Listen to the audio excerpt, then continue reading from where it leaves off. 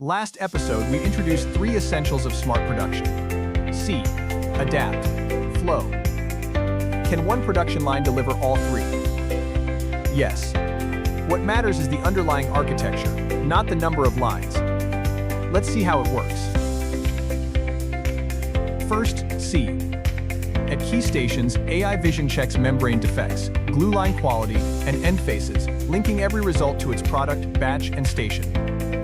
Order progress, output, yield, and equipment status are visible in real time. Second, adapt. The scheduling platform assigns tasks based on orders, material availability, and equipment load. If it detects a shortage, bottleneck, or quality issue, it adjusts the schedule and sends corrective actions.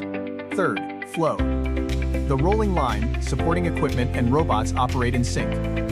When an exception is flagged, the system contains and resolves it, then reports the result automatically, preventing it from moving downstream.